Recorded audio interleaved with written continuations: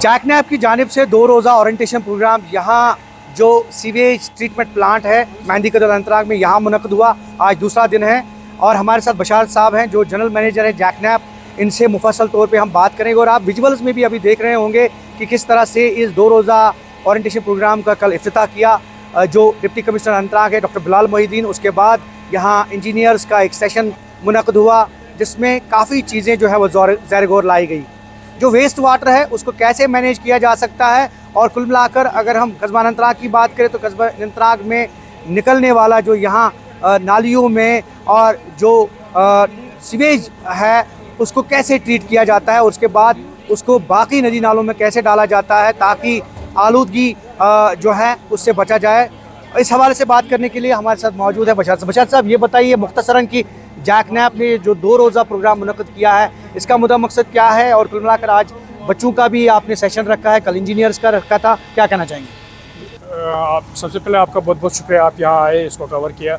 ये जो 2 रोज़ा ओरिएंटेशन प्रोग्राम हमने किया है एफिशिएंट ऑपरेशन एंड मेंटेनेंस और सस्टेनेबल ट्रीटमेंट टेक्नोलॉजीज़ पे, इसका मेन मकसद ये है कि जो हमारे प्लांट्स है वो एफिशिएंटली चले, उनकी जो ऑपरेशन जो वहाँ चल रहा है वो जुडिशियसली चले, एक टेक्नोलॉजी बेस्ड प्रैक्टिकलिटी पे, ताकि जो सीवेज आ जाए उसको हम पोलूट और वाटर बॉडीज को पोलूट ना करें बल्कि इसको एक सोर्स में कन्वर्ट करते हैं, जैसे कि हम 4 MLD पे करते आए हैं।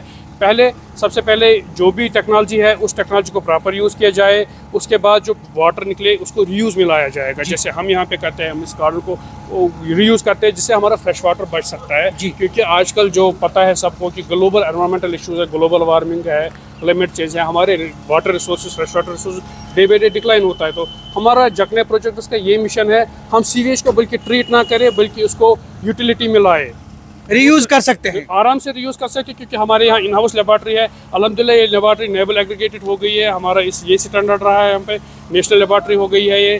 तो इसको प्रॉपर टेस्टिंग पर डे होती है, उसके बाद इसको रीयूज़ किया जाएगा। मतलब इरिगेशन के लिए आप यूज़ कर सकते हो, आप हमारे यहाँ पे बहुत सारे सर्विस स्टेशन उनमें यूज़ कर सकते हो, construction purposes, dust cleaning etcetera. तो उस दूसरा जो यहाँ पे हमारी जो ऑर्गेनिक मेथड जिसको हम सिलेज कहते हैं, उसको हमारे पास यहाँ पे लेटेस्ट टेक्नोलॉजी है, वॉलेट प्रेस है, उसमें से हम उसको पानी निकालते हैं जिसको हम कहते हैं डिवाटर करना। तो उसके बाद उसमें जो सिलेज निकलता है उसको हम ऑर्गेनिक जो मैन्योर होता है जिसको कहेंगे वो बेटर रहता है as compare to chemical manure जो हमने यहाँ पे, अगर आप देखोगे यहाँ पे हमने किचन गार्डनिंग भी किया है। It is not only kitchen garden but is एक एक्सपेरिमेंटल फील्ड जिसको हमने प्रॉपरली चेक किया है, यूज़ किया, इट इज़ कम्प्लीटली सेफ और हमने वो फ्रीली फार्मर्स में डिस्ट्रीब्यूट किया है। तो इस 2 रोज़ा प्रोग्राम से ये है कि ताकि लोगों में ये जानकारी है कि एक सीवेज ट्रीटमेंट प्लांट क्या है, ये सिर्फ गंदगी को ट्रीट नहीं करते बल्कि इस गंदगी को कन्वर्ट करता है रिसोर्स में, और इसकी कितनी ज़रूरत है। डिस्ट्रिक्ट एडमिनिस्ट्रेशन से एक अपील है कि अभी अनंतनाग में सिर्फ 4 MLD है तो ये काफ़ी नहीं है, ये पूरे अनंतनाग को कवर नहीं कर रहा है, इसकी और ज़रूरत है। और उन ट्रीटमेंट प्लांटों पे एक एफिशिएंट स्किल्ड स्टाफ होना चाहिए जो बिल्कुल वेल ट्रेन हो, जो इंजीनियर्स हो, वो नोइंग हो, ताकि हमारे जो सीवेज ट्रीटमेंट तब जाके इसका कोई फ़ायदा होता है। अदरवाइज़ हम अगर एक साइड से सीवेज आए दूसरे साइड से तो कोई फ़ायदा नहीं जाएगा हमारे वाटर। कुछ प्लानिंग है आइंदा दिनों में 4 MLD से और कई प्लांट्स जो हैं वो एस्टैब्लिश करना? प्रपोजल आया है जो हमारे पास एक आया है कि उसमें एक और प्रपोजल है अनंतनाग के लिए जिसमें ये बढ़ रहा है, तो उसमें थोड़ा सा तेज़ी से डिस्ट्रिक्ट एडमिनिस्ट्रेशन से ये अपील रहेगा मेरा एज जैसे मैं हेड कहूँगा या जैसे मैं चला रहा हूँ, तो उनकी बहुत ज़्यादा ज़रूरत, जैसे कल ऑनरेबल डिप्टी कमिश्नर साहब ने भी बोला STP की बहुत ज़रूरत है। क्योंकि देखो अगर आप बात करोगे हमारे पास यहाँ रिवर आरेपत बह रहा, आप देखो इसकी हालत क्या है, पूरा सवेज सॉलिड वेस्ट उसी में डंप किया जाए। और सोसाइटी से एक मोदबाना गुजारिश है, मेहरबानी करके ये जो आप सीवेज में कुछ भी डालते हो, आपके घरों में कंस्ट्रक्शन हो रही है, पॉलीथीन कुछ भी आप सीवेज में डालते हो, इसको ना डालें, उससे हमें यहाँ काफ़ी दिक्कतें आती है। उसमें फिर आपकी ही ड्रेनेज में ब्लॉकेट आता है, क्योंकि हमारा जो नेटवर्किंग स्टाफ है UED से बहुत एफिशिएंट स्टाफ है जो इस वक्त फील्ड में काम कर रहा है। लेकिन जब वो यहाँ पे स्टॉर्म वाटर होता है उसके बाद वो ब्लॉकेड आज तक जो देखा गया है सिर्फ उनकी वजह से। उनसे एक रिक्वेस्ट रहेगी हमारी, काइंडली वो चीज़ें उसमें ना सीवेज को सीवेज ही रहने दें ताकि हम यहाँ एफिशिएंटली ट्रीटमेंट करें, हमें कोई दिक्कत ना आ जाए।